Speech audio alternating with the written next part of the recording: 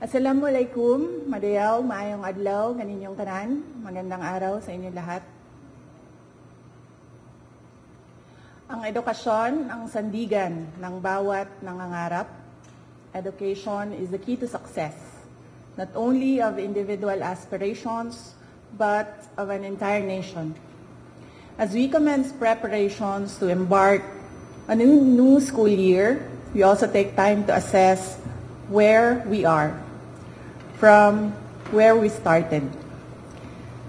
Tandang-tanda ko pa nung ako'y unang manungkulan bilang kalihim ng edukasyon sa gitna ng pangkaraniwang kaalaman natin ukol sa sitwasyon ng basic education sa ating bansa. Gumugol din ako ng oras upang marinig mismo mula sa bibig ng ating mga guro, ng mga mag-aaral, at mga magulang kung ano nga ba ang iba't ibang pagsubok na pinagdadaanan nila araw-araw. Ang mga narinig ko ay sari-saring kwento ng katatagan, pagmamahal sa napiling bukasyon, at pagsisikap upang makamit ang mga munting pangarap.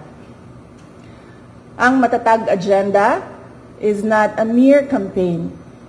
Rather, it encapsulates and defines what Philippine education, along with its approximately 28 million learners and almost 1 million teachers, already embodies. It is resilient. Our children are the children of heroes. They deserve no less than an education system that can fully unleash true potential and effectively mold them into vital contributors for nation building. As I speak before you today, I speak of the road we have traveled thus far. 2 years since we accepted the gargantuan task of heading the basic education sector, we have taken big steps towards institutional reforms through the improvement of our curriculum, the acceleration of basic education infrastructure and facilities, the promotion of learners' safety and well-being, and the provision of much-needed support for teacher quality and welfare. In the last 24 months, DepEd has launched a new curriculum for kindergarten to grade 10. As we open our schools on July 29, we highly anticipate its nationwide implementation. Our curriculum, however, is a mere scrap of paper without the necessary resources for its effective delivery. In order to provide resources such as textbooks, supplemental reading materials, as well as learning tools and equipment, we took strides to improve the procurement process within the department. By the first half of the year, we are on track to complete our textbook procurement as well as the purchase of e-learning cards. The fact of fiscal restrictions and inadequate resources is known to all. Therefore, DepEd has had to innovate in the provision of basic education facilities.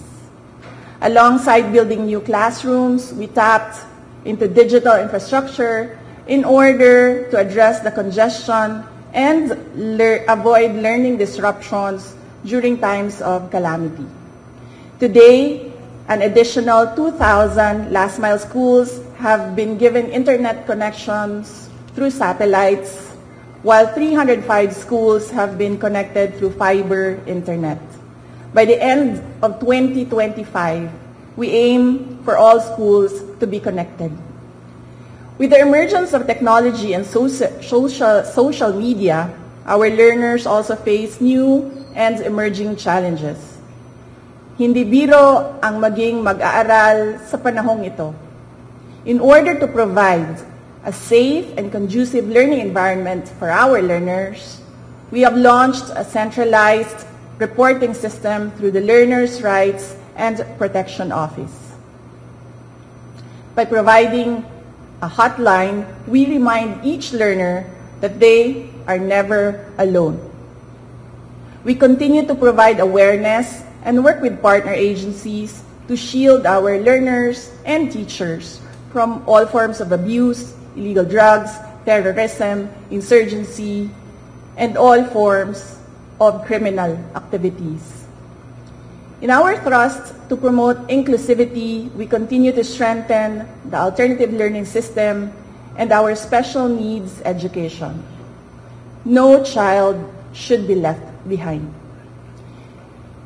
Teachers are truly the cornerstone of any education system. We have worked tirelessly to address your concerns through the National Educators Academy. We have provided avenues for teacher training and professional development. We have provided personal accident insurance to assist our teachers when they need it most. We have removed all administrative tasks to unburden our teachers, to bring them back to the classroom and to allow them to focus on teaching. We have also given our teachers their much needed rest, a 30-day, no mandatory or voluntary tasks break, which they are currently enjoying as we speak. I did not do this alone, nor do I claim to have done so. I would like to take this moment to express my profound gratitude to those who took part in this journey. To our partner agencies in the national government, thank you for your commitment towards a whole-of-government approach for basic education. To our local government units, thank you for keeping education and the youth as priority projects year in and year out. To our private sector partners, whether foreign or domestic, thank you for your resolve as education champions. To my DepEd family, Execom, Mancom, Central, Regional, Division, and school officials, teachers, and non-teaching personnel, thank you for your unwavering support, hard work, and dedication to serve the Filipino people. Mabuhay kayo.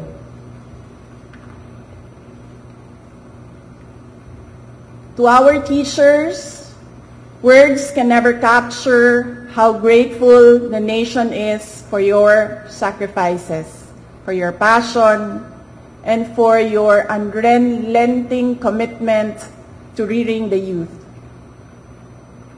Salamat sa suporta, salamat sa pagiging matatag. The nation will forever be in your debts. Sa 2 taon nating pagsasama, ang kwentong nabuo natin ay kwento ng kapit-bisig na pagtaguyod sa adhikaing maitatag ang isang bansang makabata at batang makabansa.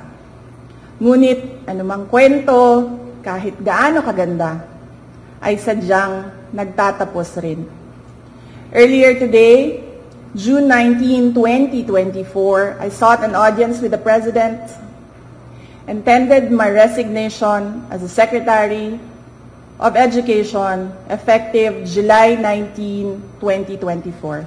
I have given my 30-day notice to ensure the proper and orderly transition for the benefit of the next Secretary.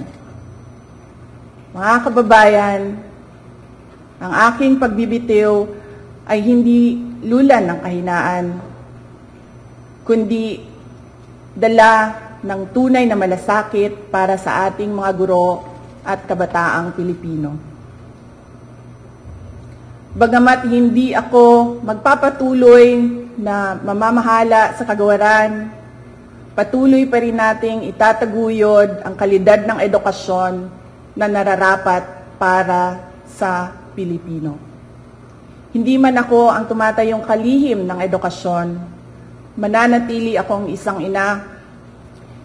ina na nagmamatyag at titindig para sa kapakanan ng bawat guro at bawat mag-aaral sa Pilipinas. para sa isang matatag na Pilipinas. Mga kababayan, lahat ng ating ginagawa ay para sa Diyos, sa bayan, at bawat pamilyang Pilipino. Syukuran. Thank you.